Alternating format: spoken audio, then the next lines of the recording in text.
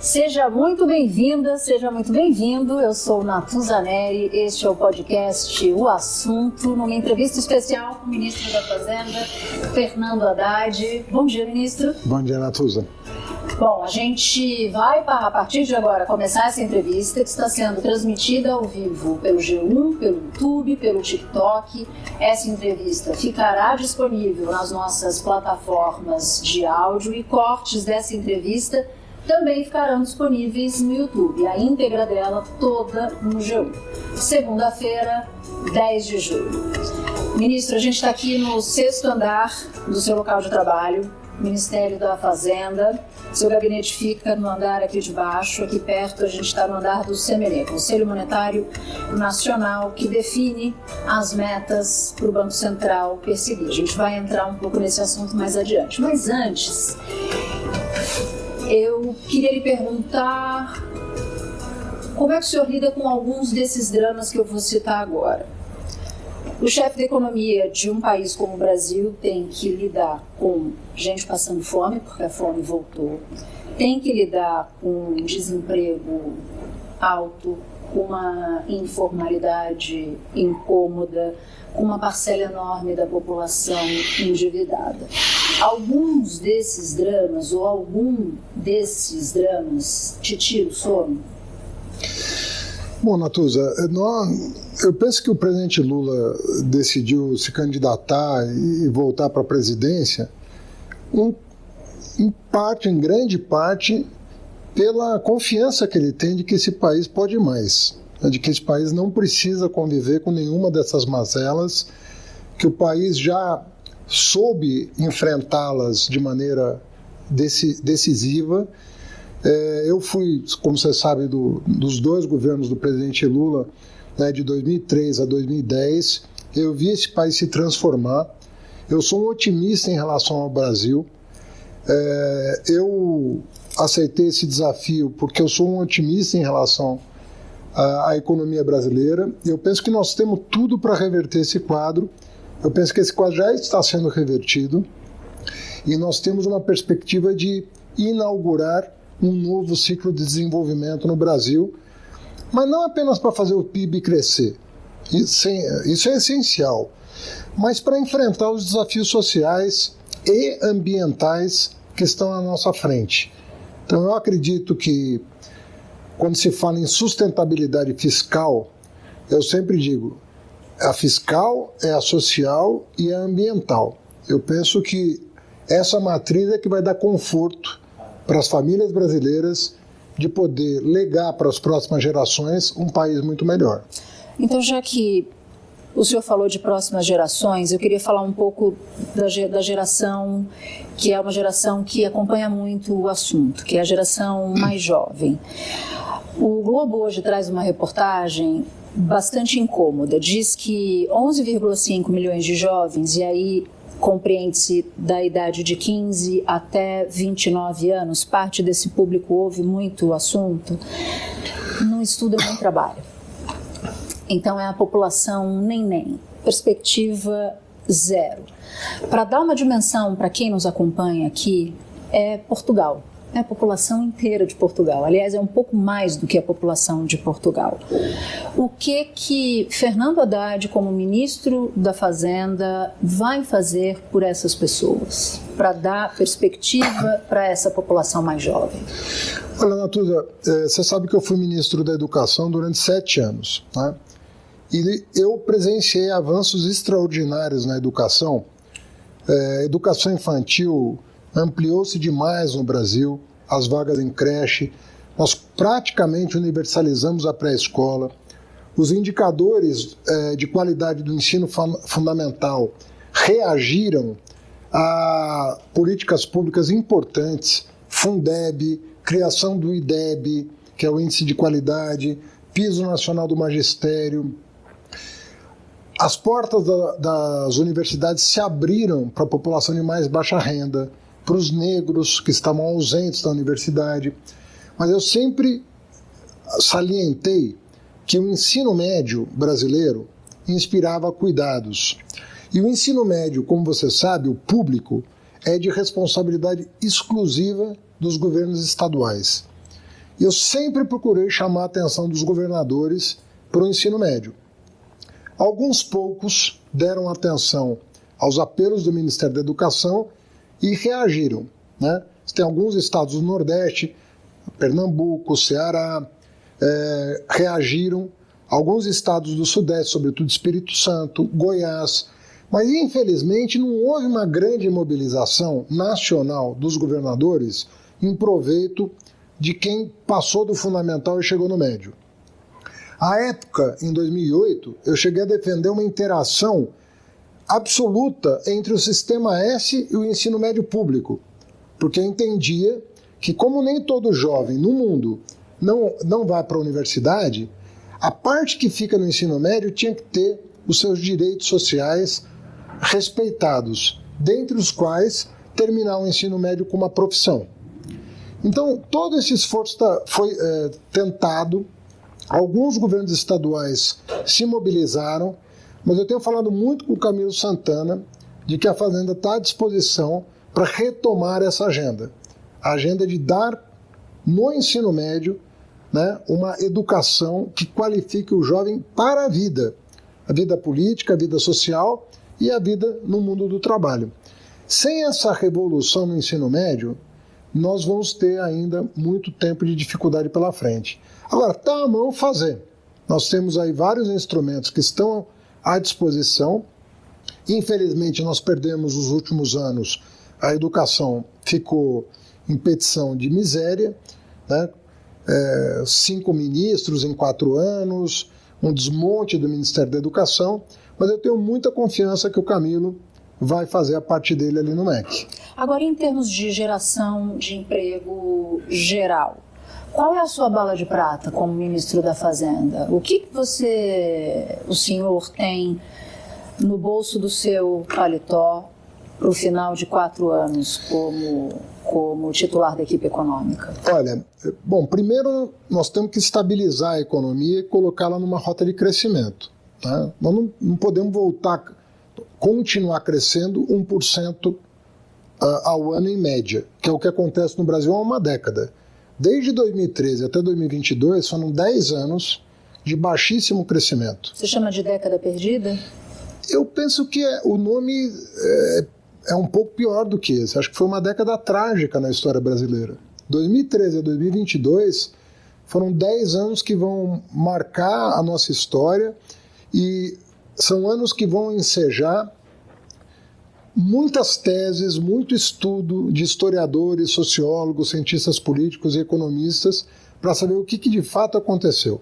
Espero que essa década tenha ficado para trás e que 2023 inaugure um novo ciclo. Agora, sexta-feira, nós apresentamos para o presidente Lula o que eu imagino que possa ser sua grande marca do 3º mandato, que é o plano de transição ecológica.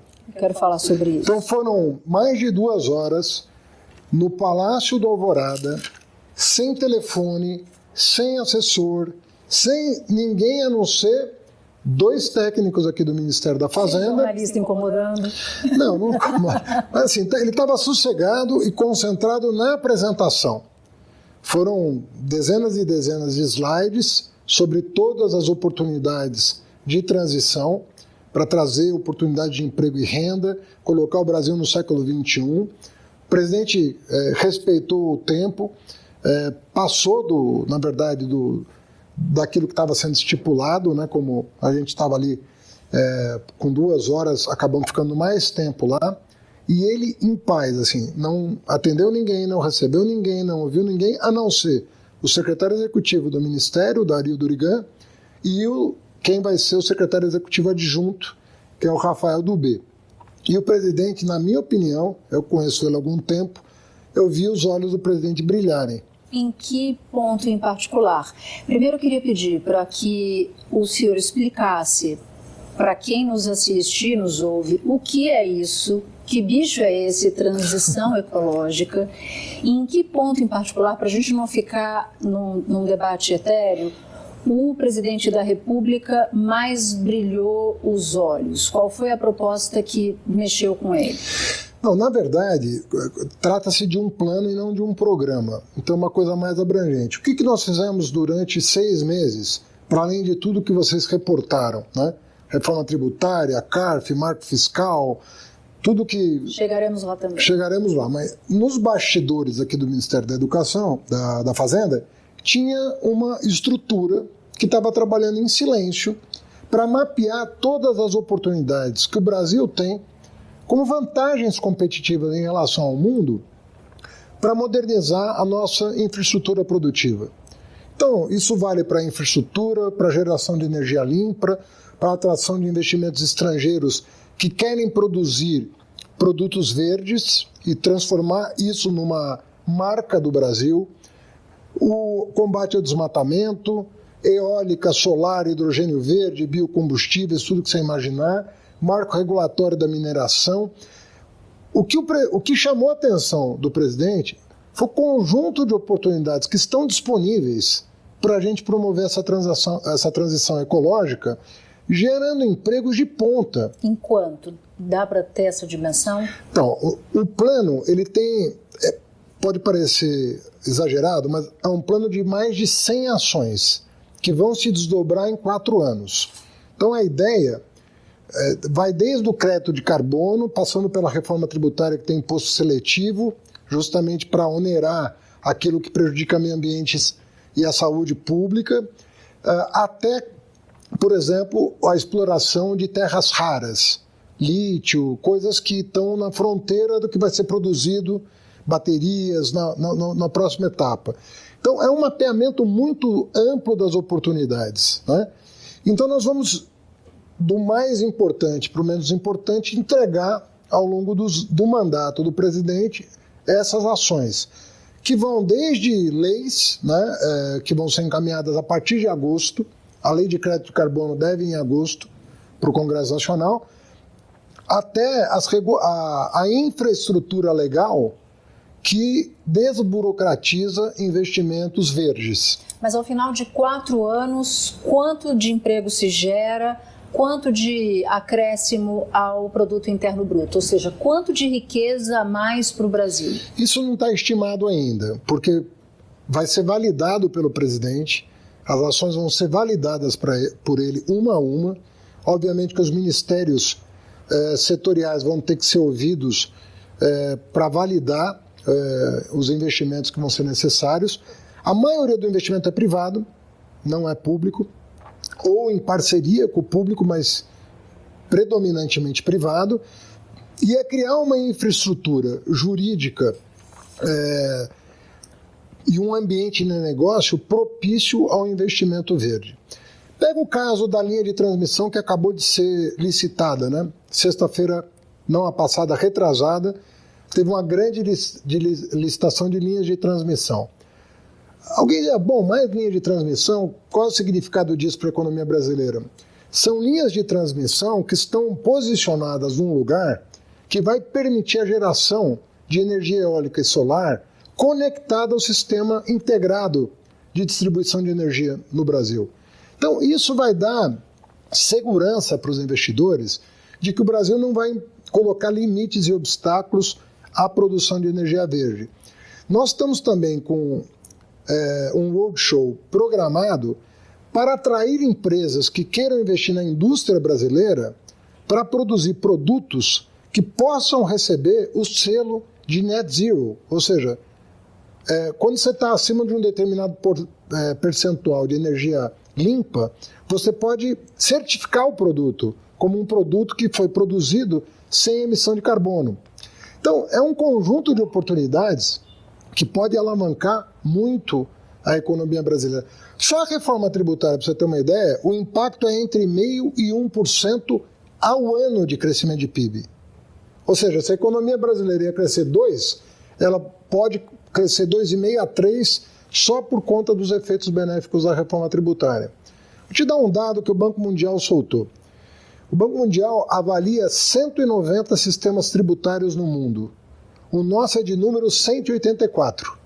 Ou seja, só tem 7 sistemas tributários melhores do que o nosso. 6 sistemas. Nós estamos em 7º lugar, do pior para o melhor. Só tem 6 que o Banco Mundial, e eu falei isso para um amigo meu esse final de semana, ele falou, eu quero conhecer os 6, porque não é possível que tenha 6 piores Tem pior que no Brasil. que o nosso.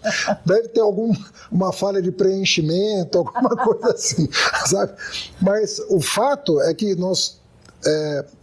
eu vejo a reforma tributária, o marco fiscal, o plano de transição ecológica, eu vejo como o mesmo desenho de um novo Brasil. E o presidente, ele falou uma frase para mim que sinaliza que ele captou o que isso pode significar. Ele falou para mim, vocês não estão me apresentando um novo plano, vocês estão me apresentando um novo Brasil.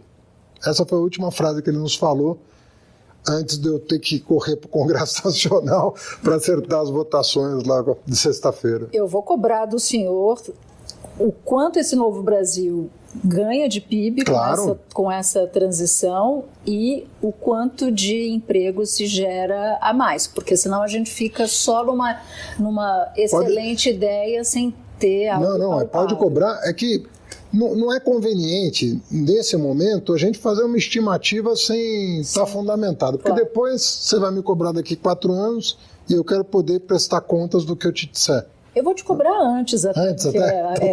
Mas eu queria, já que o senhor tocou várias vezes na reforma tributária e várias vezes no Congresso Nacional, hoje, muito provavelmente, o senhor tem uma conversa com o presidente do Senado, Rodrigo Pacheco, para discutir. Ficou para amanhã? Pela manhã. Amanhã pela manhã. Para discutir a segunda etapa de tramitação da reforma tributária no Senado. Já é um avanço, porque trata de simplificação, tem uma série de interrogações ainda para serem dirimidas, precisa ver o quanto de dinheiro que há para criar regimes especiais, enfim. Eu não quero entrar no pormenor da reforma tributária, vou deixar isso para os meus colegas da economia. O que eu quero falar é de uma segunda fase da reforma tributária que foi prometida para o segundo semestre e que, nas palavras do presidente da República, seria para colocar o rico no imposto de renda. Taxação de lucros e dividendos, investimentos fora do país, offshores, enfim, tem uma cesta. O seu antecessor, Paulo Guedes, tentou, não conseguiu. Um governo, e ele era de um governo de extrema-direita. Um governo de esquerda, com um presidente de esquerda, com um Congresso até mais à direita do que se via na temporada anterior, dá conta de entregar isso que o presidente da República prometeu, essa segunda fase da reforma tributária? Bom, Natuza, primeira coisa é o seguinte, nós temos que concluir a tramitação da PEC no Senado. Mas nós não vamos aguardar o final da tramitação para mandar para o Congresso a segunda fase da reforma. Por quê? Ela tem que ir junto com o orçamento. Então, do mesmo jeito que marco fiscal e PEC andaram juntos, né,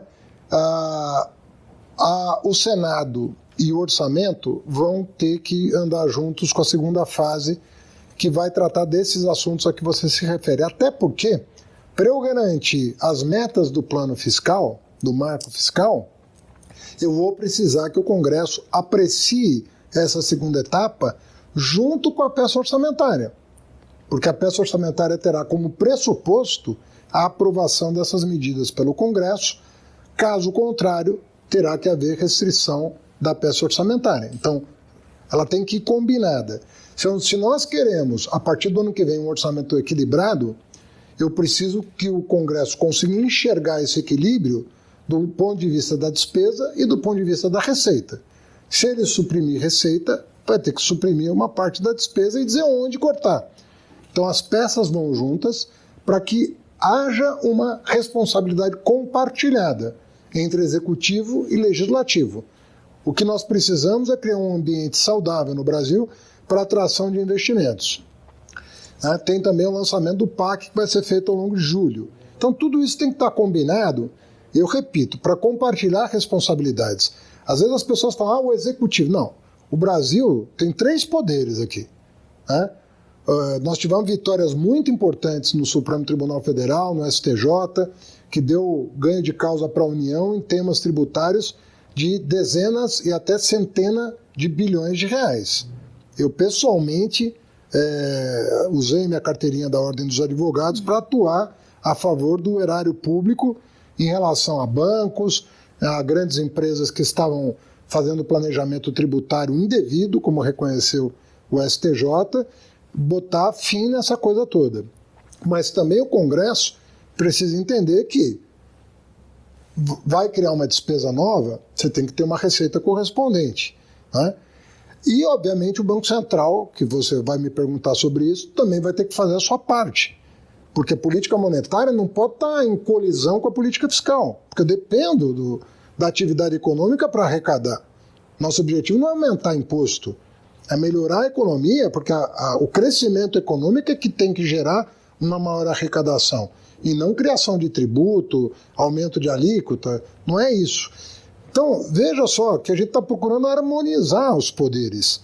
Nós queremos, e estamos conseguindo, né, sensibilizar Congresso, Judiciário e agora, quem sabe, a partir de agosto, o Banco Central, para buscar os resultados que a população tanto precisa. Olha, o Banco Central estava aqui na minha terceira folhinha, mas agora eu vou inverter essa lógica, porque o senhor já me deu algumas deixas. O senhor usou a palavra colisão, porque a política fiscal não pode colidir com a política monetária. O senhor falou em harmonização e citou o Banco Central. Hoje, a preço de hoje e do passado, o que se viu foi uma colisão. Num determinado momento, ou pelo menos no início dessa subida de ladeira, o senhor me parecia bastante paciente nas conversas que tinha com o presidente do Banco Central, Campos Neto. Não que o senhor tenha perdido essa paciência, eu não estou dizendo isso. Mas a história começa, essa colisão começa com reclamações muito contundentes do presidente da República. A essas reclamações se somam reclamações muito contundentes de empresários, sobretudo do varejo. Depois se seguiram economistas e até mesmo integrantes do setor financeiro. E com alguma variação, uma avaliação de que o Banco Central, apesar de argumentos relevantes, errou muito na mão, demorou muito, quer dizer, ainda está demorando, né? Porque o juro não começou a descer ainda. Tem sinalizações interessantes aí no sentido da queda, mas ele na prática não começou. Qual foi o maior erro de Campos Neto nesse processo, na sua avaliação? Olha, primeiro que eu não gosto de fulanizar, porque dá a impressão que você está... Eu não tenho problema pessoal com ninguém, nem posso ter, porque eu tenho tarefas a cumprir institucionais. Eu trato todo mundo com muita consideração e sempre levo argumentos. Eu não levo queixa. E aqui o senhor pode considerar, inclusive, que ele não errou, tá? Sim, o que eu estou querendo dizer é o seguinte: eu não me queixo de ninguém, eu levo argumentos para as pessoas para ver se a gente chega num entendimento técnico. Eu não torço pela queda da taxa de juros ou pelo aumento da taxa de juros. Eu tento ponderar que talvez pelos indicadores que eu tenho à disposição sobre atividade econômica, arrecadação de impostos, mercado de capitais, né, emissão de debêntures, IPOs, tudo que se conhece, eu vejo um sinal preocupante nesse sentido, que está, vamos dizer, na mesa de todo investidor hoje brasileiro e estrangeiro que estão olhando para esses mesmos indicadores. Inclusive, como você falou, o próprio mercado financeiro, preocupado com a questão do crédito no Brasil. Então, sempre é no sentido de ponderar, né? Ninguém quer volta da inflação, nem isso está na agenda de ninguém, não está no horizonte do Brasil. O Brasil é um dos países que está com a inflação mais comportada no mundo, né? Então, o que a gente olha? Bom, será que E quando você fala da manutenção da taxa de juros, é a manutenção do juro nominal, porque o juro real não para de subir. A inflação caindo e o juro permanecendo o mesmo, o gap entre a inflação e o juro nominal está aumentando ao longo dos meses. E isso está constrangendo a atividade econômica e o mercado de crédito. Quando a gente leva isso à consideração do Banco Central, isso não é um gesto político, como às vezes se diz. A política está interferindo na economia. Não, é a economia interferindo na economia. É um diálogo técnico, econômico, entre a autoridade fiscal e a autoridade monetária, que no mundo inteiro hoje buscam harmonizar e eu sempre uso uma metáfora que me parece útil, são dois braços do mesmo organismo. Trabalhando, só existe política econômica. A gente divide o fiscal e o monetário para fins de compreensão, mas é uma política econômica só, que vai ter o resultado de mais crescimento, com baixa inflação, mais geração de oportunidade, que é isso que todo mundo quer. Então, quando a gente discute o assunto, é sempre em base técnica. É óbvio que, no universo da política, é absolutamente legítimo que uma pessoa faça críticas ou elogios públicos da vida democrática. Graças a Deus, a gente está num lugar que essas coisas podem acontecer sem represália de ninguém. Mas, no caso da Fazenda, a discussão é sempre técnica. Mas você não fica bravo, não? Chega a reunião do Copom, sai o comunicado, aí sai um comunicado diferente da ata.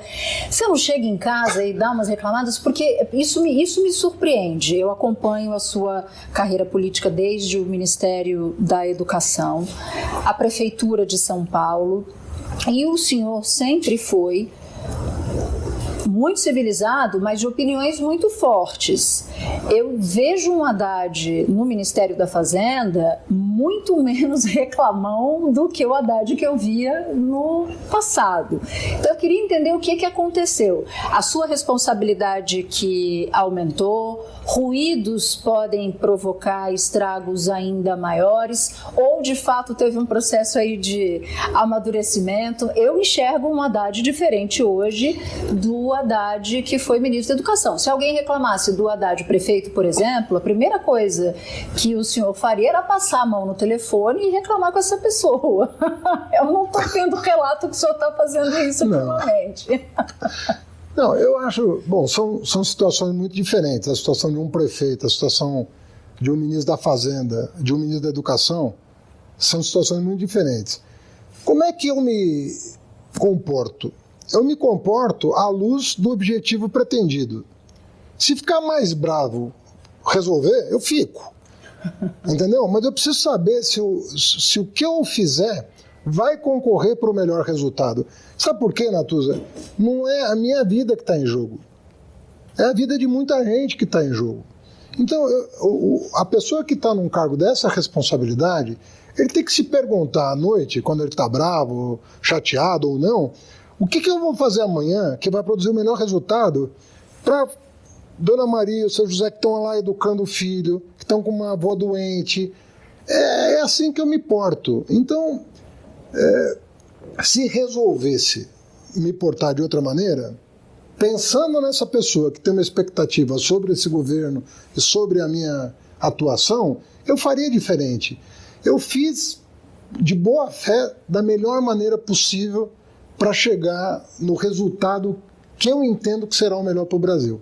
Em algum momento dessa história, dessa subida de ladeira, o senhor e o presidente da República conversaram sobre essa estratégia? Porque eu entendo o argumento, acho que esse argumento é um bom argumento. Bom, qual é o melhor, o que eu vou fazer agora para atingir o melhor resultado possível? Mas a sua postura foi diferente da postura do presidente da República, por exemplo. Em algum momento, vocês conversaram sobre se a estratégia do grito era a melhor estratégia? Porque o presidente recuou, o presidente passou a falar menos, passou a fulanizar menos. O senhor falou com ele lhe ouviu, ele chegou a essa conclusão que o senhor está me contando agora, por exemplo? Eu converso. Você sabe que eu tenho assim, uma amizade com o presidente, né? Eu sou um auxiliar dele, sou ministro do seu governo, mas eu tenho uma relação de muita proximidade. E a gente troca ideias sobre tudo. Isso não é real para o presidente da República? É real, sempre. Eu falo... eu sempre começo As audiências mais difíceis são aquelas que têm decisões difíceis para serem tomadas e as duas com repercussões não desejáveis. Às vezes negativas, às vezes muito negativas, mas eu falo, olha, nós estamos diante desse impasse. Essa decisão vai repercutir assim, essa outra vai repercutir dessa outra maneira. O meu papel é, primeiro, me valer da experiência política do presidente Lula, que tem uma sensibilidade muito grande, né? E ele tem um painel maior que o meu, né? Ele tem um painel na sala dele que envolve todos os ministérios, que envolve todos os partidos, que envolve uma série de variáveis que não estão sob a minha governabilidade. Os pratos que ele tem que girar são mais numerosos. São mais numerosos. Então a experiência dele conta muito, mas eu sempre dou a real. Falo, se fizer isso, nós podemos perder umas semanas, até que as pessoas compreendam, até que o mercado absorva, até que o mercado assimile. E eu penso que a nossa relação, que pessoalmente sempre foi boa, na economia só melhora. Porque é uma coisa assim, se eu fosse lá do Ministério da Educação, o presidente Lula, não sei se ele ia me chamar para conversar sobre alguma coisa, porque assim, o Haddad já sabe o que fazer ali. 7 anos no Ministério da Educação, resultados que ele considera... Na Fazenda você não sabe? Não. Não. Na Fazenda, nós tivemos, entre dezembro e fevereiro, muitas discussões sobre o caminho a seguir. E legítimas. O presidente cobrando, assim, um horizonte e eu tendo a tarefa e o desafio de explicar para ele que aquilo tinha que ser feito daquela maneira para atingir aquele objetivo. Isso não é simples na economia. E apanhando dentro de casa, né? Porque dentro de casa não faz parte apanhar dentro de casa. Do próprio partido. Mas veja bem, isso também tem que ser naturalizado. O meu partido não é um partido amorfo, é um partido que está cheio de gente de opinião, que pensa diferente, que estudou outra coisa, que vê... E eu não deixo também de conversar com o PT, de ir às reuniões da executiva, de explicar o que eu estou fazendo, porque eu não me sinto aqui, um senhor da... Não, eu tenho que explicar, olha, essa decisão tem que ser tomada dessa maneira e com tal objetivo. O fogo amigo diminuiu, né? O senhor sentiu o fogo amigo diminuir ao longo das últimas semanas? Eu acho que o amigo e o inimigo, né? O fogo... Eu estou me sentindo menos na frigideira do que eu estava 3 meses atrás. Mas o fogo inimigo também diminuiu, né? Muita gente, eu falo brincando, fogo inimigo, para só fazer um argumento retórico. Mas tinha muita gente, né, na chamada Faria Lima que dizia, olha, não dá, o Haddad não dá para ser ministro da economia.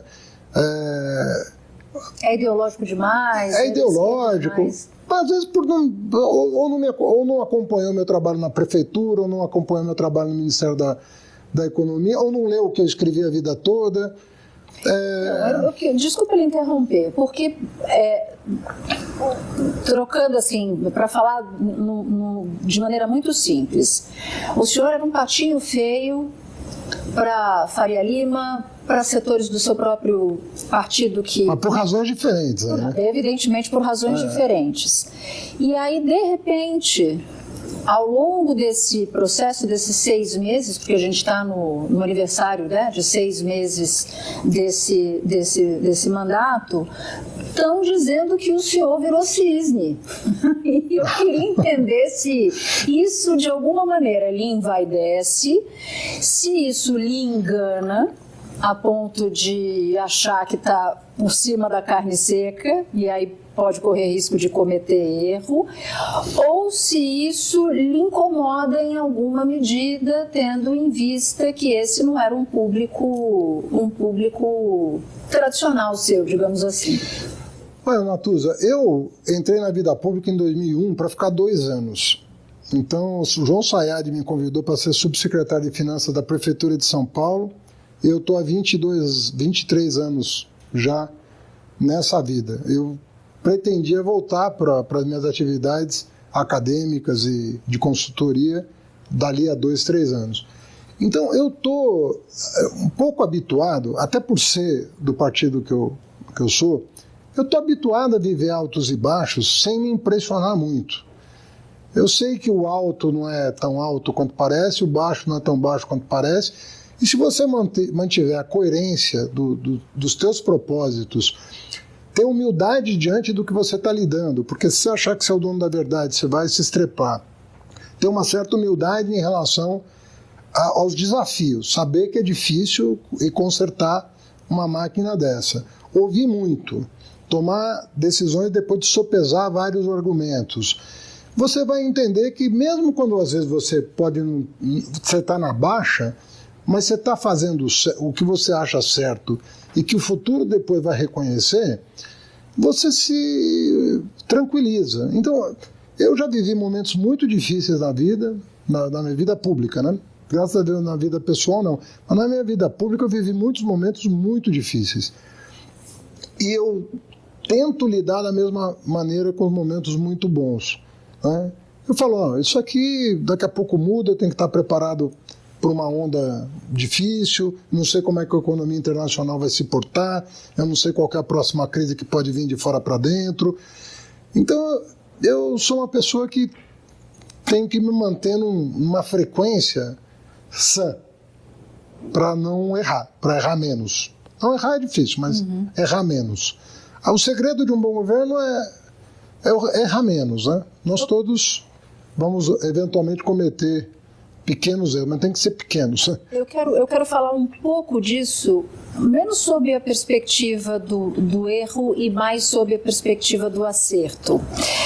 Quando o orçamento da União estava sendo aprovado, vou pedir só para o pessoal do áudio, que eu estou me ouvindo aqui, vou tirar o ponto.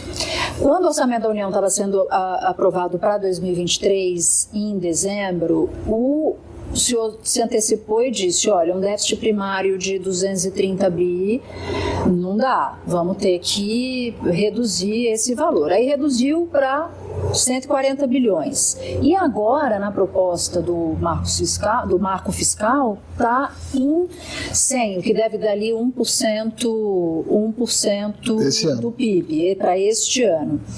Para o ano que vem, essa meta é zerar o déficit. E tem muita gente já no governo dizendo, olha, não vai rolar.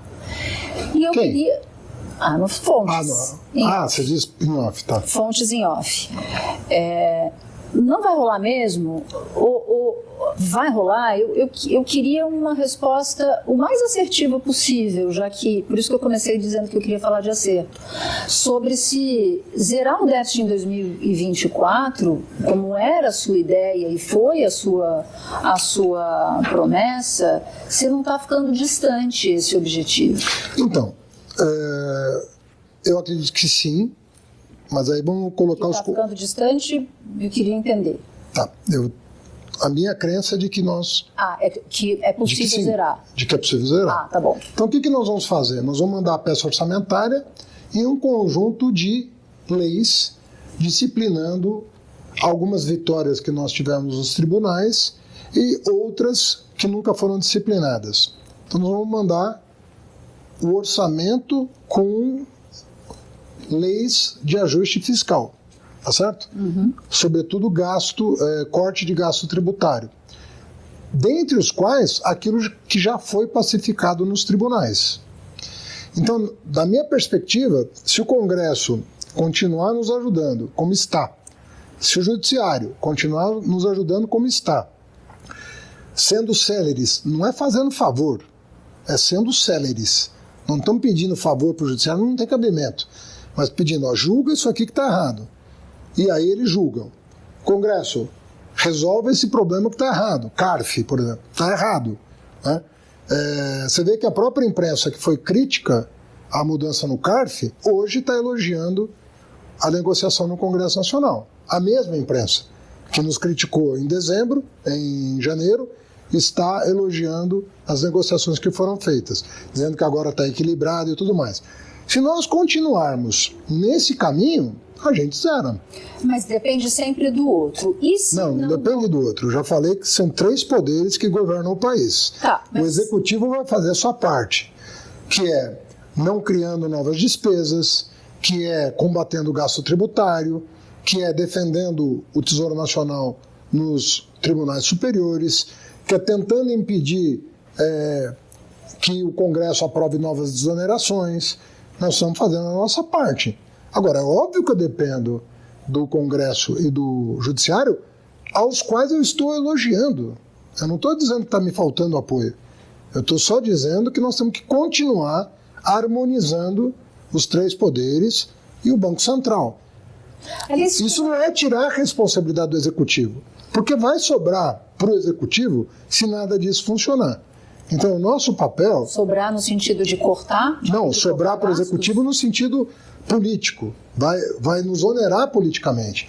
Então, o papel de articulação do executivo é fundamental. Por isso que eu não saio de tribunal, não saio do Congresso, não deixo de dialogar com o Banco Central, porque essas coisas todas têm que funcionar juntas. Às vezes a gente vê lá, tal governo não deu certo. E às vezes não deu mesmo. Aí você vai ver por quê? É porque faltou esse trabalho de harmonização. Sem o qual, Natuza, vamos ser franco, se não passa o marco fiscal, se não passa o CARF, se não passa a reforma tributária, se não passar o ajuste fiscal, se o orçamento não for aprovado... O que acontece? O potencial da economia brasileira vai sendo reduzido. Em vez de crescer 3, vai crescer 1,5, vai crescer 2. Se você aprova a reforma tributária... Não, em termos políticos, na verdade. Porque em termos econômicos isso é visível. Mas daí, de novo, se a gente fracassa na harmonização dos poderes e você tem um resultado menor, isso tem implicações políticas. Você debilita o projeto que você representa. Aí vai voltar a tese de que o salário mínimo não pode ter reajuste, vai voltar a tese de que a correção da tabela do imposto de renda não pode ser feita, onerando a classe média. Pô, 7 anos sem corrigir a tabela do imposto de renda, 7 anos sem corrigir o salário mínimo. Nós vamos voltar para isso? Olha, quem tem que pagar a conta do ajuste fiscal são as camadas mais pobres da população. É disso que nós temos que tentar fugir, mostrando que outro caminho é possível, né? Quando o senhor fala eu não saio do Congresso, eu não saio do Judiciário, dos tribunais superiores, a primeira coisa quando fala em Congresso que me vem à mente é Arthur Lira. Arthur Lira, um coração peludo em relação ao governo ao longo da maior parte desse período, ele que na campanha presidencial vestiu a camiseta do Bolsonaro, de repente caiu nas suas graças.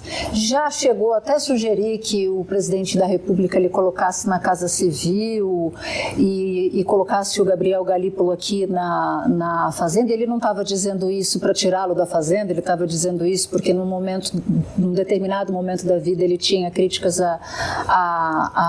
ao ministro-chefe da Casa Civil.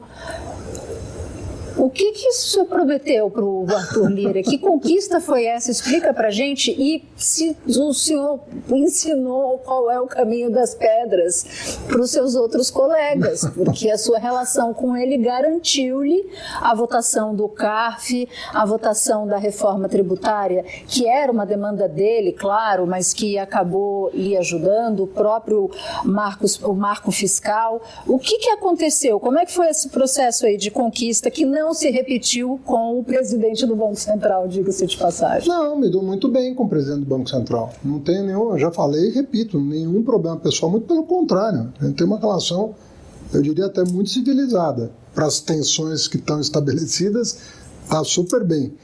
Mas eu acho, Natuza, sinceramente, isso é a volta da política, com P maiúsculo. Sabe, a política é para produzir os melhores resultados. Quando a política não está produzindo os melhores resultados, porque ela está mal feita. Então, eu nunca desrespeitei a institucionalidade da Câmara e do Senado. Eu negociei a PEC da transição, e foi quando eu conheci o Arthur Lira. Teve uma coisa interessante da reunião de líderes. Eu falei uma coisa que chamou a atenção de pessoas que eu estava conhecendo naquele momento. Eu falei, olha, nós não estamos discutindo aqui quem vai ganhar o campeonato. Nós estamos discutindo se vai ter campeonato. Então nós temos que tomar providências. Agora vamos tentar harmonizar, né? Tentar fazer da melhor maneira possível, porque nem o governo Bolsonaro teria terminado, nem o nosso teria começado do ponto de vista fiscal, se não fosse a PEC da transição, que foi inclusive encolhida no processo. Era uma PEC de mais de 230 bilhões, caiu para 168 durante as negociações, o que permitiu mirar um resultado primário esse ano de menos 1%. Podia ter saído do controle isso durante a transição. E a gente procurou trazer para um patamar governável, administrável, sobretudo porque tinha medidas para tomar, como foram tomadas questão dos combustíveis, uma série de coisas que criou uma série de tensionamentos que foram superados ao longo dos meses. Eu penso assim que a seriedade com que nós tratamos dos assuntos, a abertura com que nós tratamos dos assuntos, cria um ambiente de maior confiança. Mas é mais do que isso. Além do ambiente de confiança, o senhor acabou funcionando como uma espécie de ponte entre Lira e Lula. Eu cito o episódio de quinta-feira à noite, em que, segundo a apuração que eu tenho, o senhor foi ao presidente e disse: presidente, acho que o Arthur Lira espera uma ligação sua amanhã cedo, isso na sexta-feira, para convencer Lira a votar a proposta do CAF. E Lula, o que eu apurei naquela data, assim o fez e a proposta do CAF foi aprovada. Então é mais do que a sua relação com ele virou uma relação de ponte mesmo. E eu queria entender em que momento isso se deu.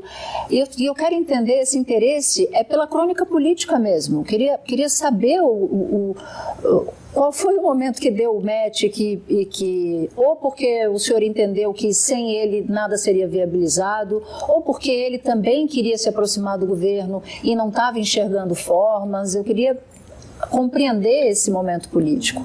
Não, é um pouco de tudo isso, entendeu? É quando você vê assim, que tem uma oportunidade de aproximar as pessoas. Você fala, isso aqui não está... Dá para resolver, né? Eu me lembro, assim, só para fazer referência a um outro episódio, quando nós começamos a imaginar o Alckmin vice do Lula. Que era uma coisa que, à época, em 2021... Era muito casamento de jacaré com cobra d'água, né? Então ninguém falava, não, mas isso aqui é uma loucura e tal. E quando nós começamos a trabalhar esse conceito, o presidente Lula também, quando a primeira vez que eu falei com ele sobre o assunto, para ele foi uma grande surpresa alguém ter trazido à consideração dele uma possibilidade inusitada como essa. Ele disse que você estava maluco, alguma coisa? Não, o Lula pelo contrário, ele falou assim, a política é capaz de coisas extraordinárias. Foi a reação que ele teve, a frase é dele. E eu falei, olha, não sei se... Eu penso que é possível, e se essa conversa não aconteceu, o senhor só precisa vetar ou não. Se o senhor não vetar, eu estou liberado. Ele não vetou, não aprovou também, mas não vetou, que era o que eu precisava. E aí nós começamos a trabalhar e demorou 6 meses para a coisa se viabilizar. Eu penso que foi um grande trunfo da campanha de 2022. Sabe, o principal expoente do PSDB topar ser vice do presidente Lula. Foi uma coisa nova que eu penso que pode ter somado ali um apoio importante, depois da vinda da Simone no segundo turno. Teve uma série de coisas que favoreceram, vamos combinar, né? Uma vitória super apertada, né? Sim. Até porque a derrama de dinheiro na eleição do ano passado foi coisa que sem precedentes, né? Sim. 300 bilhões de reais para tentar ganhar uma eleição e perder. Mas eu penso assim, eu não dou murro em ponta de faca, mas quando eu vejo que as pessoas estão querendo conversar, se eu puder aproximá-las, eu faço. Eu queria até continuar nesse tema, mas mudando um pouco de personagens. A votação da reforma tributária na semana passada criou fissuras no campo da direita e da extrema-direita. E o senhor foi responsável por pelo menos uma dessas fissuras. Exatamente, uma foto. Para alguns o senhor não é cisne, é patinho feio, continua sendo. Bolsonaro não gostou da foto sua ao lado de Tarcísio de Freitas, o governador de São Paulo. Como é que se deu essa conversa aqui nos bastidores? Ele disse, puxa vida, aparecer contigo vai me criar problemas, não chegou a mencionar isso. Você tinha consciência que essa foto ia criar fissuras naquele campo? Porque logo na sequência Bolsonaro disse que era contra a reforma tributária, acabou ficando isolado. Esse fim de semana o governador de São Paulo já disse que é leal ao Bolsonaro até o fim. Então eu queria lhe perguntar, o Tarcísio é o que, na sua avaliação? Um aliado para isolar, pode ser um aliado para isolar a extrema-direita, ou vai ser sempre um refém de Bolsonaro? E qual a diferença o senhor enxerga entre ele e Bolsonaro? Olha, primeiro assim, eu apreciei disputar com ele o governo do Estado, porque eu penso que nós fizemos uma campanha propositiva, uma campanha de nível. Ninguém xingou ninguém, discutimos ideias, não teve baixaria. E o Brasil está precisando disso, sabe? Política com P maiúsculo, pessoas que... A política não pode continuar sendo vista pela população. Mas que não se odeiem, né? Que rivalizem, mas que não se odeiem, né? Não, mas rivalizar, pô, entra o Flamengo, entra o Fluminense, você quer ver a partida acontecer. Claro. Se todo mundo ficar se cumprimentando em campo, ninguém vai assistir o jogo. Você quer ver o jogo acontecer. Mas o bom jogo, o jogo de ideias, o embate de argumentos, quem leva melhor, quem convence mais... Essa é a beleza da política, né? E eu penso que o Tarcísio fez uma campanha propositiva, assim como eu, e nós fizemos o jogo que tem que ser jogado, né? O fair play, né? Ninguém ali canelou ninguém não teve cartão amarelo, não teve nada. Teve uma campanha correta. Acreditando nisso, eu vi que o Tarcísio estava numa situação complicada. Ele estava contra a arrecadação centralizada, o que para nós era fundamental para a reforma funcionar, porque senão os estados que recebem no destino iam ficar desconfiados desse sistema funcionar, se não fosse automatizado, né? Por outro lado, ele dizia, bom, mas se for centralizada, qual é o papel que São Paulo vai ter, sendo um em 27 estados, é onde se arrecada uma boa parte dos tributos. Então nós oferecemos para ele uma solução que, na minha opinião, respeita o Pacto Federativo. Você tem agora dois critérios.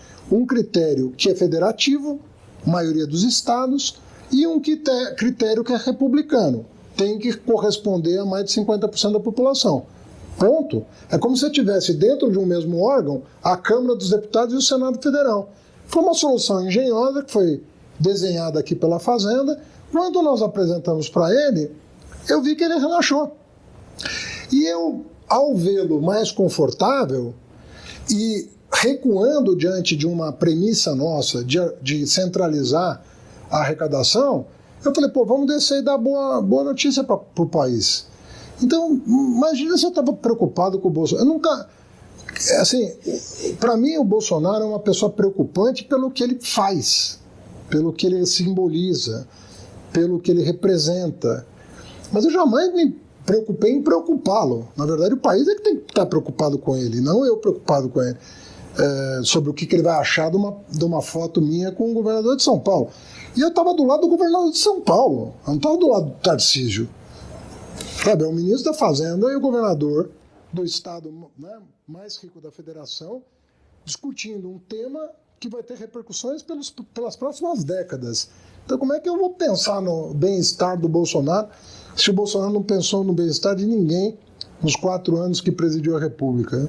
Nem passa pela minha cabeça o Bolsonaro.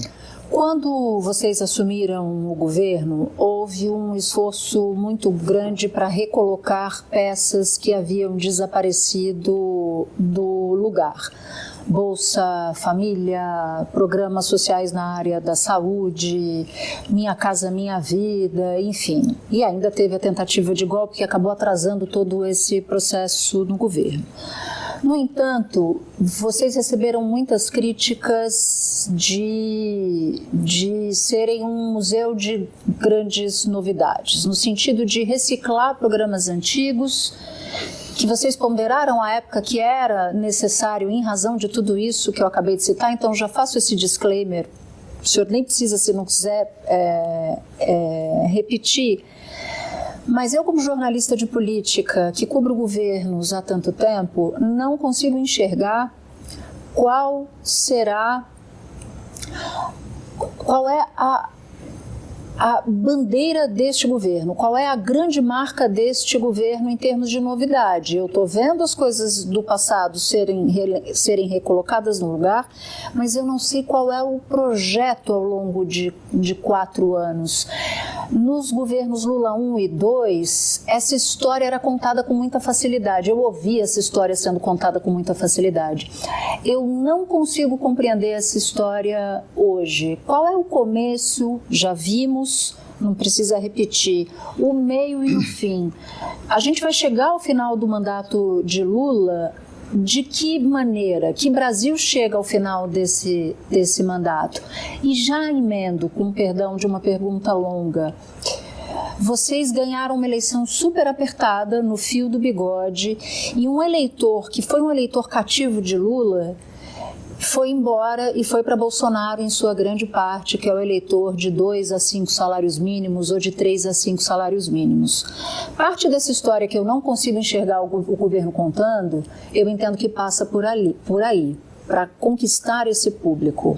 E eu também não vejo sinalização muito clara, redonda do governo. Então eu queria saber se há, que história é essa, e como vocês fazem para conquistar esse eleitor que foi para o outro lado? Bom, Natuza, preliminarmente eu te diria o seguinte: você está conversando com uma pessoa que talvez tenha sido das poucas, não vou dizer que a única, mas das poucas, que disse para o Lula textualmente: você pode perder esta eleição. Disse isso com essas palavras: nós temos que ampliar, porque senão nós corremos o risco de perder. É muito dinheiro que está sendo despejado nessa eleição, como nunca se viu. Isso vai ter algum impacto de 2%, 3% do eleitorado, o que pode ser suficiente para tornar o resultado imprevisível. Disse isso e lembro a data, lembro o local. Eu estava indo para a Fiesp com o presidente Lula, não a vez que ele falou publicamente, mas a vez que ele se reuniu, privadamente com o Josué, embora a agenda fosse pública, mas foi uma conversa restrita. Nesse dia, eu disse isso para o presidente Lula. Bom, dado esse pressuposto, a mesma pessoa está te dizendo: se a eleição fosse hoje, ela não seria tão apertada quanto foi em outubro do ano passado. Tenho certeza que se fizesse uma pesquisa hoje, em quem você votaria se a eleição fosse hoje, o presidente Lula ganharia com uma margem maior. Não extraordinária, na minha opinião, mas maior, com certeza maior. Isso justifica um governo? Na minha opinião, não. Um governo se justifica, né, pelo que ele transmite para o futuro. Na minha opinião, se o presidente arrumar a economia, né, continuar no passo de ir arrumando, ajustando a economia, mercado de crédito, a agenda microeconômica está tendo muito pouca visibilidade e é uma coisa que vai ter consequências muito importantes para a economia. A agenda que o Marcos Pinto está tocando aqui. Que alcance esse público de 2 a 5. Que é marco das garantias, marco dos seguros, emissão de desburocratização da questão de debêntures, mercado de capitais, tudo isso que o Marcos Pinto está tocando, quieto, as coisas estão passando, estão sendo aprovadas, isso vai ter uma grande repercussão. Reforma tributária é uma revolução em si, uma mudança desejada desde a Constituinte de 88, que ninguém tirou do papel. Mas só começa quando o governo acabar. Mais ou menos. Do ponto de vista de decisão de investimento, começa agora. Muita gente vai olhar para o Brasil e falar: agora dá para confiar nesse país. Que o sistema tributário vai melhorar e não piorar, como vem piorando ao longo dos últimos 40 anos. Só piora o sistema tributário brasileiro. Agora só vai melhorar. Então essa mudança de sinal atrai investimento, porque quem vai investir no Brasil está pensando em 20, 30, 40 anos. Ninguém bota 10 bilhões de dólares num país esperando retorno em 5.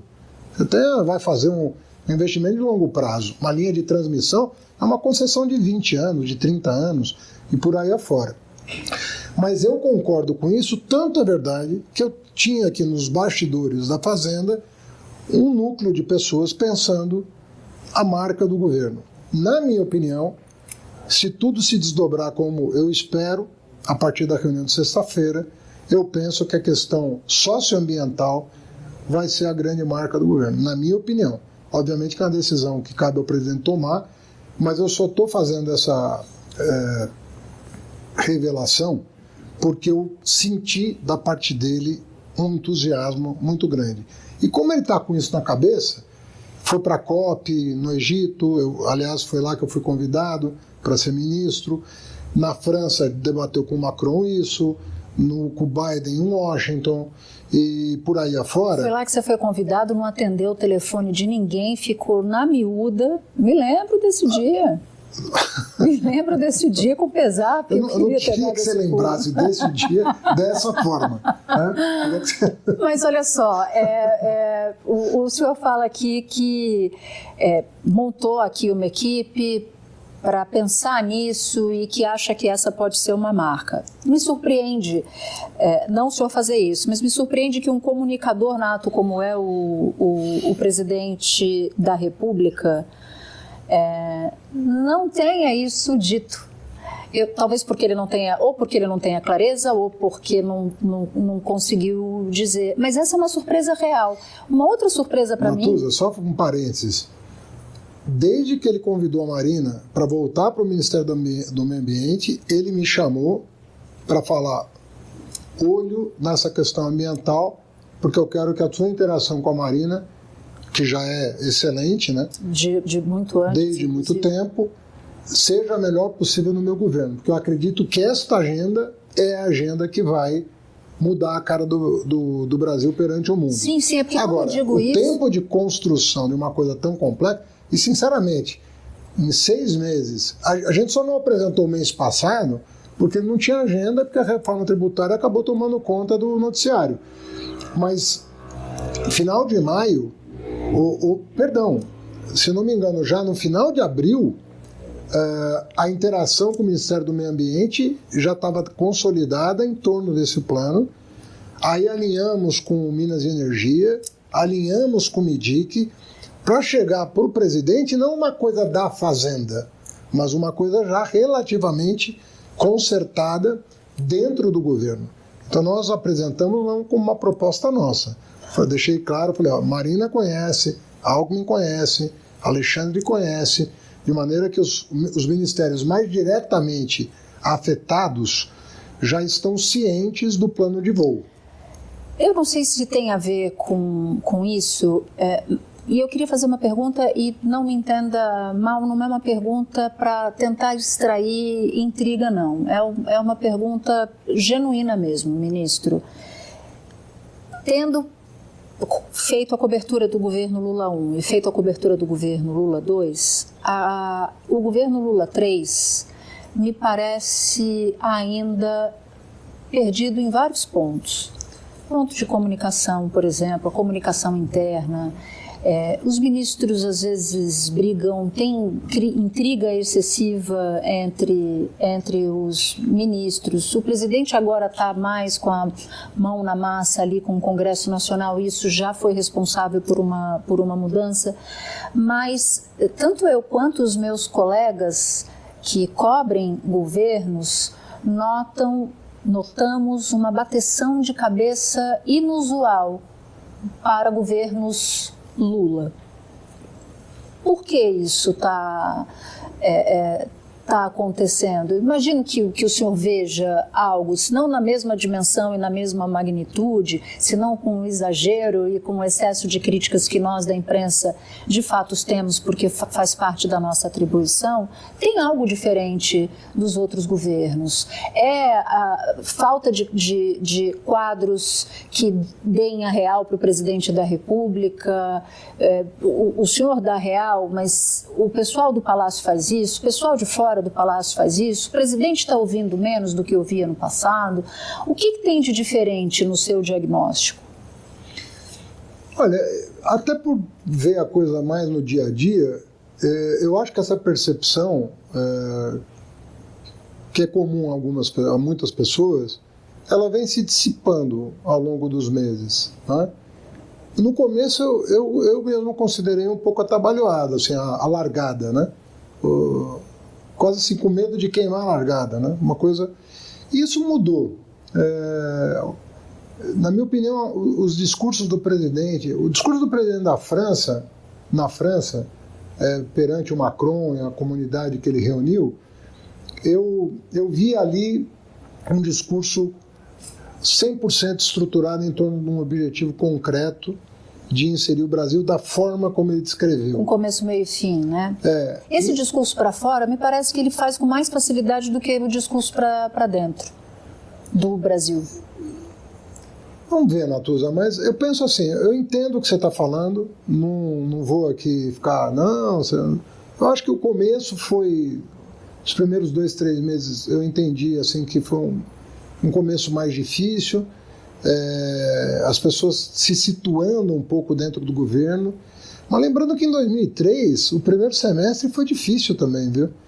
Eu cheguei aqui em maio, né, de 2003. Ainda era conturbado o ambiente, ainda tinha uma carga o ambiente, que foi se dissipando aos poucos. Eu penso que começo de governo tem uma coisa de achar o teu lugar, defender o teu espaço, sabe? Tem um arranjo inicial entre os ministros, sobretudo daqueles ministérios mais parrudos, né? Que não tem exatamente um assunto, mas tem todos os assuntos simultaneamente. Eu penso que existe esse processo de acomodação e que às vezes tem fricção nesse processo. Mas eu não vejo mais da mesma maneira. Eu penso que mudou de uns tempos para cá. A gente já está se aproximando do final, mas eu recebi aqui um feedback quando eu falo de 2 a 5, que algumas pessoas podem não entender. Eu estou falando de uma renda familiar de 2 a 5 salários mínimos e que esse público, que é o público que foi para Bolsonaro, já foi do Lula, né, a tal da nova classe C, foram 30 milhões, é isso? Né, de uma classe nova naquele momento e que acabou em grande parte indo para Bolsonaro, só para esclarecer para quem nos acompanhou e não entendeu. A sua vida não deve ser fácil, né? Eu não invejo a sua vida em nenhum aspecto, mas eu queria saber, para entrar já no final, num fé de ver, para a gente descomprimir um pouco, o que você faz o que o senhor faz para relaxar, assim? Se faz alguma coisa, se Brasília permite isso? Não relaxa, já vi. Não, o meu gaguejou, não faz nada para relaxar. Não, o meu maior lazer é ler. Meu maior lazer... O que o senhor está lendo agora? Eu estou lendo um livrinho de umas 100 pagininhas de um cara chamado Martin Buber.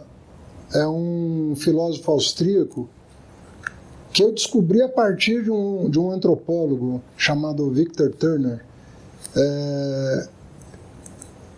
É um filósofo austríaco que dialogou muito com o existencialismo e tal. Por que você está nessa vibe, nessa pegada? É por causa do meu último livro. Meu último livro é um livro sobre antropologia.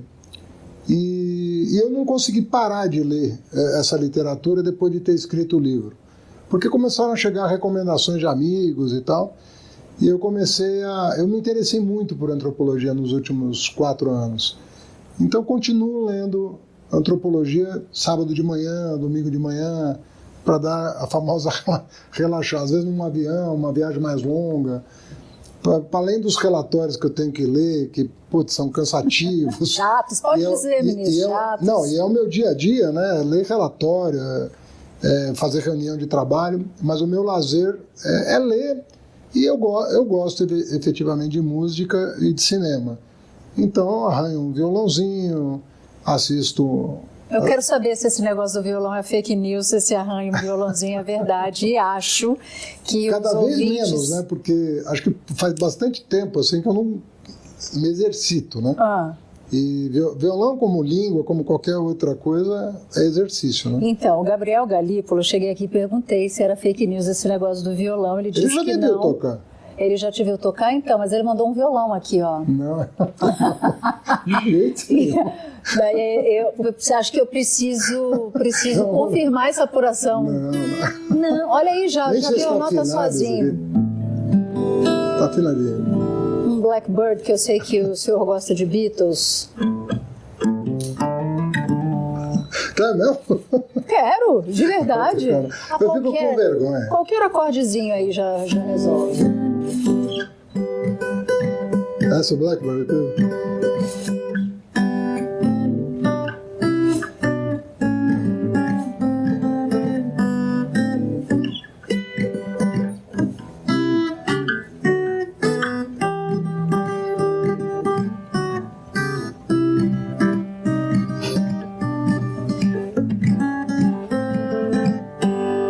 Muito bem, ministro Fernando Haddad.